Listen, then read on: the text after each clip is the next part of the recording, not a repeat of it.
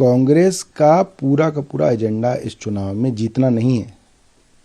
आम आदमी पार्टी के वोट काट के भारतीय जनता पार्टी को जिताना उनका एजेंडा है। भारतीय जनता पार्टी से जुड़े हुए मुद्दों पर एक शब्द कांग्रेस पार्टी नहीं बोलती, एक शब्द संदीप दीक्षित और अजय माकन नहीं बोलते। क्यों भाई, आखिर ऐसा क्या है? वो तो बीजेपी का मोहरा है। बीजेपी कहती है चेस के अंदर एक कदम चल तो वो एक कदम चलता है, वो कहती है 2 कदम चल तो वो 2 कदम चलता है। It's a full-blown political war between allies AAP and Congress in the national capital. Pose in Delhi has opened too big a can of worms which has exposed the divided India bloc. While the Lok Sabha-like alliance eluded, AAP and Congress gloves are now truly off. Congress का पूरा agenda इस चुनाव में जीतना नहीं है। आम आदमी पार्टी के वोट काट के भारतीय जनता पार्टी को जिताना उनका एजेंडा है। क्या संदीप दीक्षित नई दिल्ली में चुनाव जीतने के लिए लड़ रहे हैं? अलका लांबा कालका जी में चुनाव जीतने के लिए लड़ रही हैं?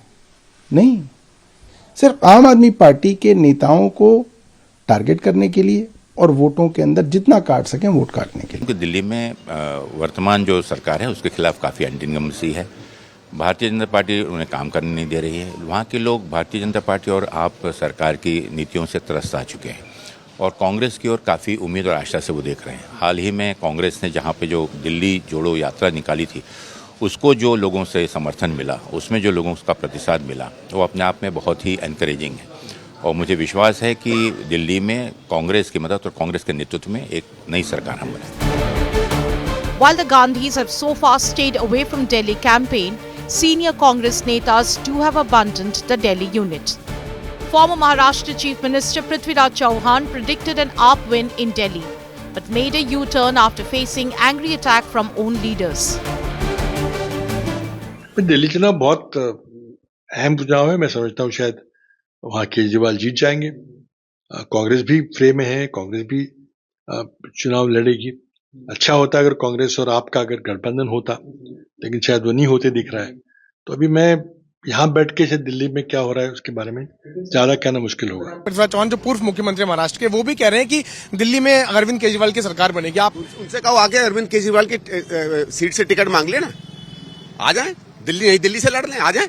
अगर उनको इतना पसंद है तो आ जाए दिल्ली में लड़ लें। The other India bloc parties are also rallying behind the AAP, snubbing Congress. The party which is in a stronger position to be able to defeat the nefarious manner in which Bharatiya Janata Party functions, where they are anti-constitution, anti-democracy, is the Aam Aadmi Party right now. Aam Aadmi Party and Congress contested together in the Lok Sabha elections. It is unfortunate that at the last minute they could not get into an alliance in Haryana. But keeping that in mind, calling someone anti-national, someone who has gone to jail on frivolous charges of corruption, and having them as your partner in the alliance, speaks of the, I would say, the dichotomy that prevails in the Congress party. The AAP Congress feud made Jammu and Kashmir Chief Minister Omar Abdullah to see red and quip about folding up the opposition alliance. बदकिस्मती की बात यह है कि क्योंकि India block की कोई meeting बुलाई नहीं जा रही है, तो इसमें कोई क्लैरिटी नहीं है, ना लीडरशिप को लेके, ना एजेंडा को लेके, ना आगे क्या हम रहेंगे या नहीं रहेंगे इसको लेके। शायद दिल्ली के इंतखाबात हो जाएं, उसके बाद अच्छा ये होगा कि इंडिया ब्लॉक के तमाम जो हिस्सेदार हैं उनको बुलाया जाए और इस पर क्लैरिटी हो। अगर ये सिर्फ पार्लियामेंट इलेक्शंस के लिए था, इसको वाइंड अप करिए। The Congress-AAP war could not have made the BJP happier. हम कांग्रेस मुक्त भारत का प्रण लेके चले हैं। ये तो हम पहले से बता रहे हैं कि इनके दिल कभी नहीं मिले। दिमाग से अपने अपने भ्रष्टाचार को छुपाने के लिए ये बहुत बार एक होने की कोशिश करते हैं।